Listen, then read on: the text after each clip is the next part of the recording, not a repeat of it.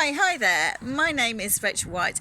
I am a JFK assassination researcher, and in this video, I really want to talk really about myself. And you know that I'm putting out loads of videos on my channel, and I'm quite aware that perhaps some of you guys don't really know who I am or kind of where I've come from. So I just want to spend a few minutes talking about my journey into research, really. So I'm in the UK, and really, my journey with this started when I was 14, and when I was 14, I one rainy lunchtime at school, me and a friend, we were tasked. We'd probably been naughty. We were tasked to go in the history classroom and to clear out a stock cupboard full of textbooks and kind of reorganise them.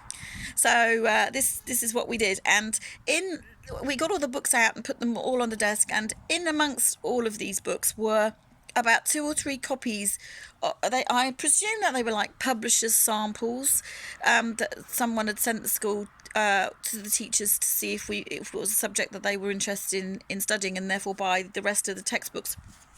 And these textbooks were on the JFK assassination. And I got one out, and they were very, very thin, pamphlet-y books. And I opened it up, and in the centerfold spread of this book was Arlen Specter's classic diagram of the magic bullet theory. And I took some time to look at that, just briefly, and couldn't really believe what I was seeing. It was a shock to me, because never before had I understood that a bullet could kind of come in and turn around a corner like this, like some kind of sneaky snake.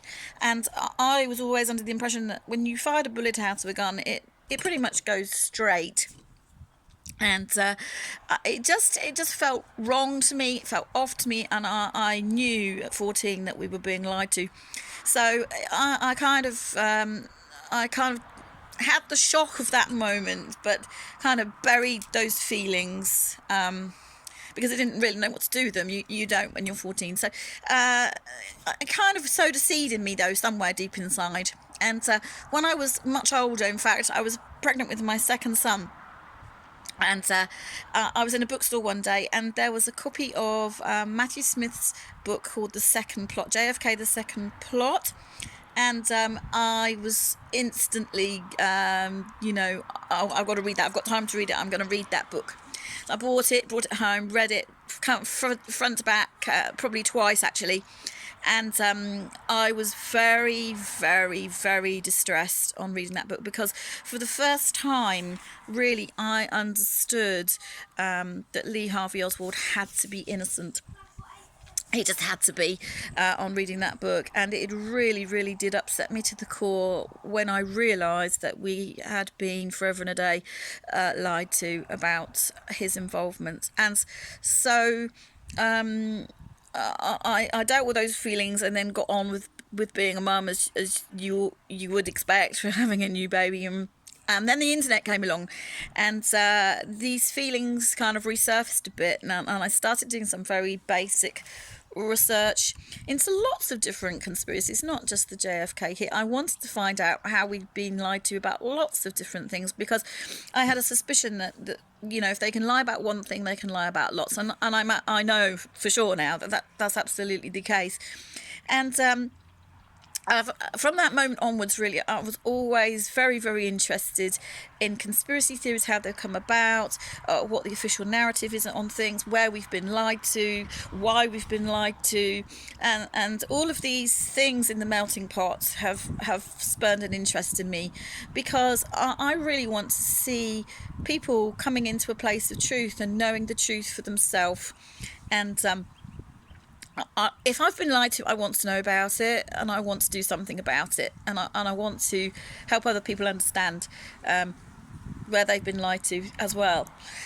So a little while later after that, in fact, about 2 years ago, obviously we're all on Facebook now, and I stumbled across a Facebook group called Oswald Was Not a Shooter, and I started posting on there really probably every day. every day. And within a week or two, the admin, Richard Hook, had got in touch with me and asked me to be an admin. And have to tell you, I didn't have to think twice about that. I think I messaged him back the same day saying yes.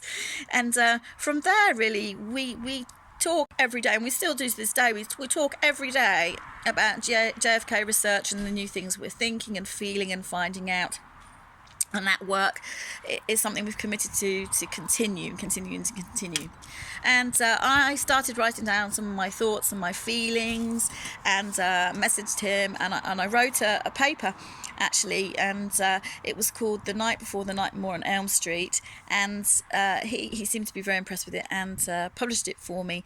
And I went on to write another few papers after that, and we then earlier this year, in the early part of 2018, decided that we would put a book together, because we have so much information that we're constantly talking about and bringing up on the page, and we wanted to have something that we could put together. So we got this book together, and this is its paper copy, but it's available as a free download on Amazon. So all you have to do is just go on Amazon and download this to any of your devices for free.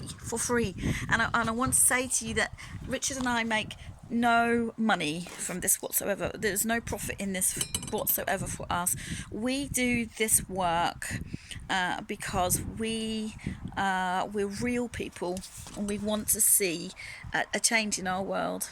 We don't do this for profit.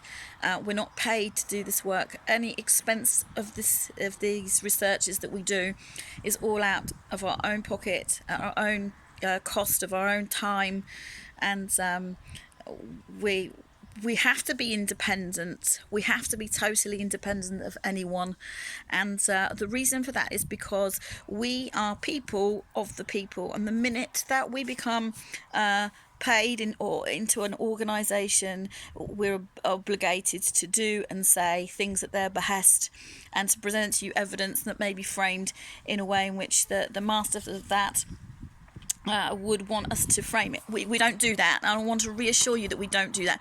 We research things from the heart, from the absolute core baseline of what is available to research, and we present that to you, and we present alongside with our evidence, we present our thoughts and feelings and where we feel the evidence is going. And I really want to make that really very clear, that in this journey it's not easy. We find out things we don't like. We're finding out things about how people have been killed and who has done it, and we're finding out things that are absolutely shocking to the core, and it's horrible. Some of the things we're finding are horrible, and we're going to find, as we uncover this more, we're going to find even more things that are truly, truly awful. But wouldn't you rather us bring that to you and let you know the truth about what we're thinking and feeling? Wouldn't you rather have the truth in your life about these things so that you can understand and know? I want that for me. I don't want to be in the dark anymore on all of these things.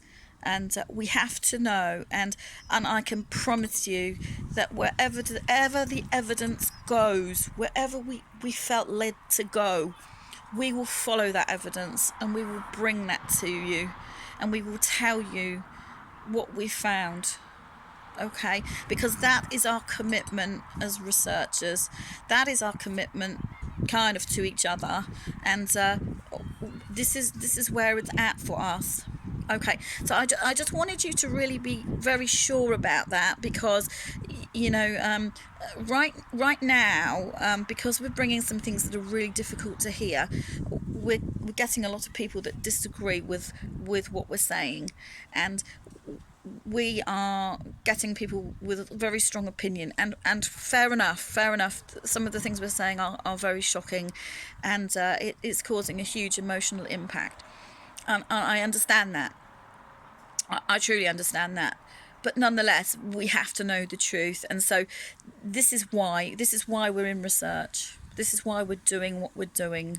Okay, so that's just kind of me, and I just hope you get on with your day great, and we'll chat soon. Okay.